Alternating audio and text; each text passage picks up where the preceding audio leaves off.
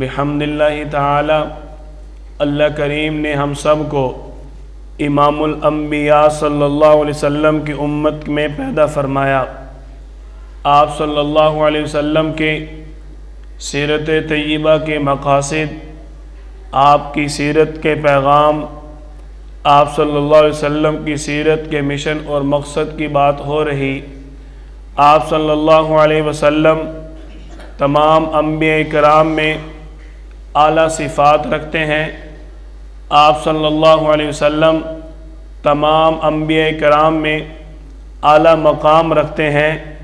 آپ صلی اللہ علیہ وسلم تمام انبیاء کرام میں ایک منفرد اور اعلیٰ شان رکھتے ہیں۔ آپ صلی اللہ علیہ وسلم ہمارے پیغمبر ہیں۔ آپ صلی اللہ علیہ وسلم انبیاء میں سب سے آخری پیغمبر ہیں۔ آپ صلی اللہ علیہ وسلم انبیاء میں سب سے آخری نبی اور رسول ہیں۔ آپ صلی اللہ علیہ وسلم کو اللہ کریم نے اتنی بڑی شان اور مقام عطا فرمایا۔ آپ صلی اللہ علیہ وسلم کی امت تمام امتوں میں افضل امت ہے۔ آپ صلی اللہ علیہ وسلم کی امت بھی تمام امتوں پر فضیلت اور شان رکھتی ہے۔ اب حق یہ ہے کہ جس طرح امام الانبیاء صلی اللہ علیہ وسلم نے باقی انبیاء کرام پر ملنے والی فضیلت کا اپنے اللہ کریم کے سامنے لحاظ رکھا، اپنے اللہ کی محبت اور تابعداری کی لاج رکھی، اور اپنے اللہ کے ساتھ باقی تمام انبیاء کرام میں منفرد محبت کر کے دکھائی، جس محبت کی اللہ کریم نے خود اپنے محبوب کے ساتھ تعریف بھی فرمائی۔ آپ صلی اللہ علیہ وسلم کی امت پر بھی یہ حق ہے کہ جس طرح ان کے نبی نے باقی انبیاء کرام پر اپنی شان کا لحاظ رکھا اور اللہ کے ساتھ سچی، حقیقی، عملی اور اعلیٰ محبت کر کے دکھائی، اب امت تمام امتوں پر فضیلت اور شان رکھتی ہے۔ امت پر بھی یہ حق بنتا ہے کہ باقی تمام امتوں سے بڑھ کر اپنے اللہ کی اتباع کریں، اپنے اللہ کے احکامات کی پابندی کریں، اپنے آخری نبی کی طرح اپنے اللہ کے ساتھ محبت کر کے دکھائیں۔ یہ آپ صلی اللہ علیہ وسلم کی سیرت کا مقصد ہے کہ جن کو پڑھ کر ہمیں آپ صلی اللہ علیہ وسلم کی محبت دل میں مزید بڑھتی ہے، جن پر عمل کر کے ہماری زندگی کے اندر مزید نکھار آ جاتا ہے۔ آپ صلی اللہ علیہ وسلم ہمارے نبی ہیں۔ آپ صلی اللہ علیہ وسلم انبیاء میں سب سے آخری نبی ہیں۔ اللہ نے آپ کو جو شان، جو مقام عطا فرمایا، صحیح بخاری کے اندر حدیث مبارکہ جو صفات اللہ نے اپنے پیارے پیغمبر صلی اللہ علیہ وسلم کو عطا فرمائی، ان صفات کا اللہ تعالی نے حدیث قدسی کے اندر اظہار فرمایا۔ اللہ کریم امام الانبیاء، خاتم الانبیاء، احمد مجتبی حضرت محمد مصطفیٰ صلی اللہ علیہ وسلم کی صفات بیان فرما رہے۔ حدیث قدسی ہے، اللہ تعالی نے آپ صلی اللہ علیہ وسلم کو فرمایا، انت عبدی و رسولی، آپ میرے خاص الخاص بندے ہو، آپ میرے انبیاء میں خاص رسول ہو۔ آپ صلی اللہ علیہ وسلم کو اللہ تعالی نے فرمایا، آپ متوکل ہو، آپ اللہ پر خاص توکل کرنے والے ہو۔ آپ صلی اللہ علیہ وسلم کو اللہ تعالی نے فرمایا، آپ نرم دل والے، نرم گفتگو والے، نرم مزاج والے، لوگوں کے ساتھ محبت کرنے والے ہو۔ آپ صلی اللہ علیہ وسلم کو اللہ تعالی نے فرمایا، آپ دوسرے عام لوگوں کی طرح بازار میں شور کرنے والے نہیں ہو۔ یہ وہ صفات آپ صلی اللہ علیہ وسلم کو اللہ تعالی نے عطا فرمائی۔ اگر ان صفات پر امت عمل کر لے تو امت کے راستے کھلنے شروع ہو جائیں، امت کی پریشانیوں کا حل نکل آئے۔ اللہ تعالی نے آپ صلی اللہ علیہ وسلم کو فرمایا، آپ درگزر کرنے والے ہو۔ اللہ نے آپ صلی اللہ علیہ وسلم کو فرمایا، آپ برائی کا بدلہ برائی سے نہیں بلکہ اچھائی کے ساتھ دینے والے ہو۔ آپ صلی اللہ علیہ وسلم کو اللہ تعالیٰ نے فرمایا میں نے آپ کو ہر اچھی خصلت عطا فرمائی ہے، اب آپ لوگوں کو اچھی خصلتیں عطا فرمانے والے ہو۔ یعنی آپ صلی اللہ علیہ وسلم لوگوں پر اتنی محنت کریں گے، لوگوں کو اتنی اچھائی کی دعوت دیں گے، لوگوں کے اندر اچھی صفات اور اچھی خصلتیں پیدا ہو جائیں گی۔ اللہ تعالیٰ نے آپ صلی اللہ علیہ وسلم کو فرمایا کہ ابراہیم بھی ہمارے وفادار تھے، لیکن سچائی اور وفاداری میں آپ کے کیا کہنے، آپ اللہ کے ساتھ سچائی اور وفاداری کرنے والے، آپ لوگوں کے ساتھ سچائی اور وفاداری کرنے والے ہو۔ اللہ تعالیٰ نے آپ صلی اللہ علیہ وسلم کو فرمایا آپ کی حکمت کے بعد حکمت ختم ہے، آپ کی دانائی سمجھداری دانش مندی کے بعد حکمتیں اور سیانہ پن ختم ہے۔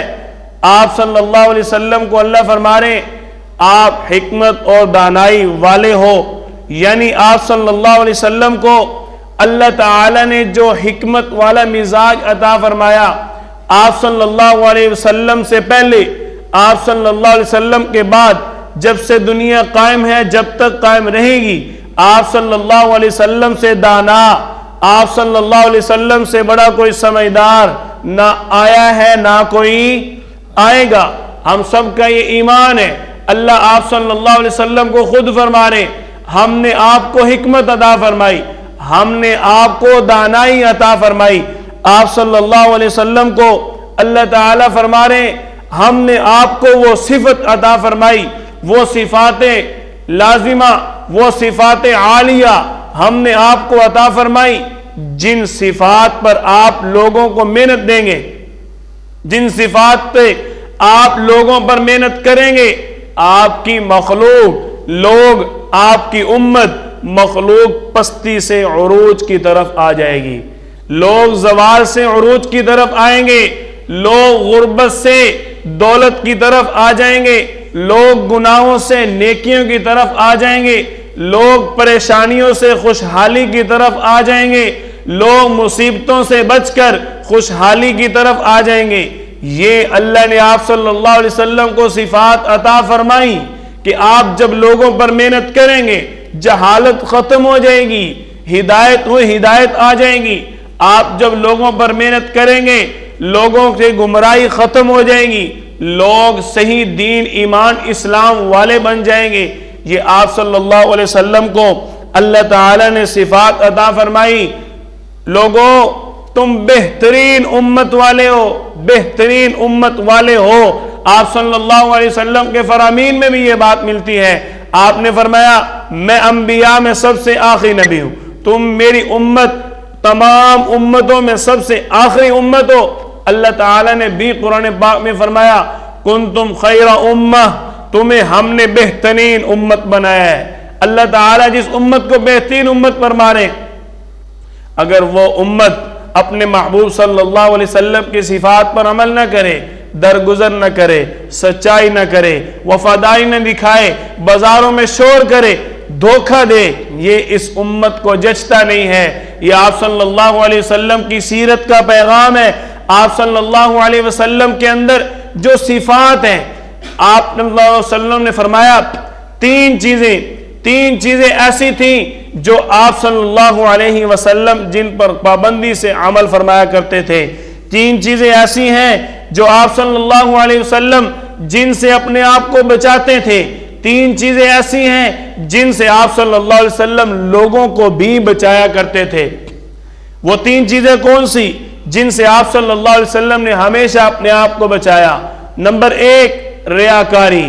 کبھی آپ صلی اللہ علیہ وسلم نے نیکی میں دکھلاوا نہیں کیا، کبھی آپ صلی اللہ علیہ وسلم نے نیک کام کر کے جتلایا نہیں، کبھی آپ صلی اللہ علیہ وسلم نے اللہ کو دکھانے کے لیے کوئی کام نہیں کیا، ہمیشہ اللہ کی رضا کے لیے آپ صلی اللہ علیہ وسلم نے نیکیاں کی۔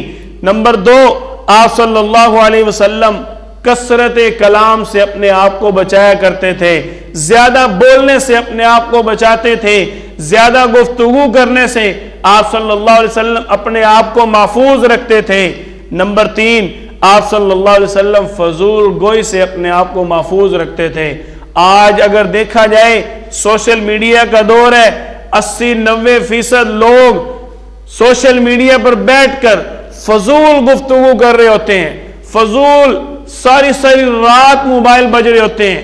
آپ نے نوٹ نہیں کیا، ہم نے دشمن کا وار سمجھا ہی نہیں، ہم نے دشمن کا وار سمجھا ہی نہیں۔ ہم نے سمجھا ہماری سہولت کے لیے موبائل بنا دیے، ہماری سہولت کے لیے کیا زبردست چیز ایجاد کر دی۔ آپ حضرات نے نوٹ کیا ہوگا، دن کو پیکج کے پیسے لگ رہے ہوتے ہیں، اور رات کا ٹائم 6 بجے سے لے کر رات 2 بجے تک تمہارا پیکج فری ہوگا۔ یہ ہوتا ہے نا، یہ رات 2 بجے تک پیکج کیوں فری دیا جا رہا ہے؟ ساری رات تم بات کرو، فضول بات کرو، لگے رہو، وقت ضائع کرو۔ کیوں؟ تمہارے اللہ نے کیا فرمایا؟ تتجافا قلوبہم عن المضاجع یدعون ربہم، وہ جو راتوں کو اٹھ کر اللہ کی عبادت کرتے ہیں، الذین یذکرون اللہ قیاما وقعودا، وہ جو راتوں کو اٹھ کر اپنے اللہ کی عبادت کرتے ہیں، ان ربک یعلم انک تقوم ادنا من ثلثی اللیل، رات کے تہائی حصے میں اپنے اللہ کی عبادت کرتے ہیں۔ وہ اللہ کی عبادت کا دشمن نے رد کرنے کے لیے یہ تمہیں پیکج دے دیے۔ چھوڑو اپنے اللہ کے پیکج کو نہ استعمال کرو، بلکہ یہ فری والے پیکج لگاؤ، ساری رات فضول باتیں اور فضول گفتگو کرتے رہو۔ یہ مسلمانوں کو گمراہ کرنے کے لیے ہم نے تو سہولت سمجھی اور راتوں کو موبائل استعمال کرنا شروع کر دیا۔ تھوڑے سے چیز کی لالچ دے کر مسلمانوں کو جہنم کی طرف دھکیلا جا رہا ہے۔ آپ صلی اللہ علیہ وسلم کی عادت مبارکہ ہے، آپ کبھی بھی اپنی گفتگو میں کثرت نہیں کرتے تھے، زیادہ بولتے نہیں تھے، خاموش مزاج، اور نہ ہی آپ صلی اللہ علیہ وسلم نے کبھی فضول گفتگو فرمائی۔ جتنا بولتے با مقصد بولتے، جتنا بولتے ضرورت کے مطابق بولتے، کبھی ضرورت سے زیادہ آپ صلی اللہ علیہ وسلم نے گفتگو نہیں فرمائی۔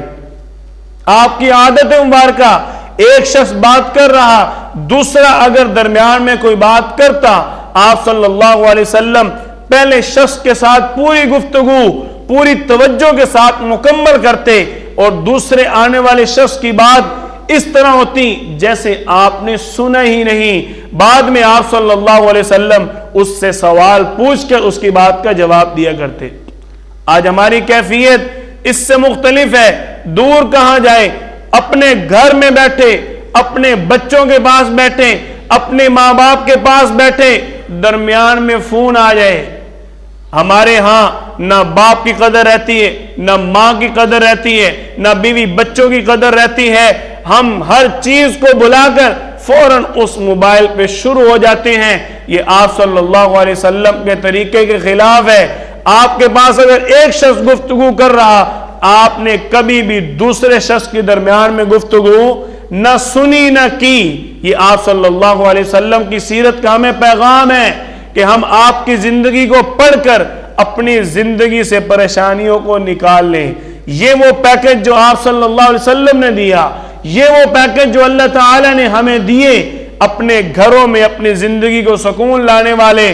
آج لوگوں کا سوال ہوتا ہے، سارا کچھ کر رہے ہیں، قرآن بھی پڑھتے ہیں، نماز بھی پڑھ رہے ہیں، واللہ عالم کیا بات ہے، زندگی طبیعت عجیب بوجھ محسوس کرتی ہے، طبیعت پر سکون نہیں ہے۔ بھائی سکون کدھر سے آئے گا؟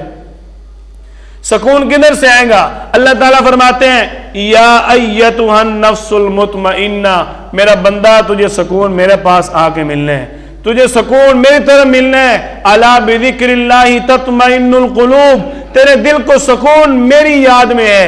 ہم نے سکون کو موبائل میں تلاش کر لیا، ہم نے سکون کو پیکج میں تلاش کر لیا، ہم نے سکون کو گپ شپ فضول گوئی بد کلامی میں تلاش کر لیا، تو اب زندگی میں سکون کہاں سے آئے گا؟ آپ صلی اللہ علیہ وسلم کو اللہ تعالی نے جو آداب بتائے، اللہ تعالی نے آپ کی امت کو جو آداب بتائے، اللہ تعالیٰ سورۃ لقمان میں فرماتے ہیں وَلَا تُصَعِّرْ خَدَّكَ لِلنَّاسِ، لوگوں کے ساتھ منہ پھلا کے باتیں نہ کیا کرو، لوگوں کے ساتھ غرور اور تکبر سے منہ بنا کر بات نہ کیا کرو۔ وَلَا تَمْشِ فِي الْأَرْضِ مَرَحًا، زمین میں اکڑ کر نہ چلا کرو۔ یہ اللہ تعالی نے مسلمانوں کو آداب بتائے ہیں، لوگوں کے ساتھ اونچی آواز سے بات نہ کیا کرو۔ ان انکر الاصوات لصوت الحمیر، اونچی آواز تو گدھے کی آواز ہے۔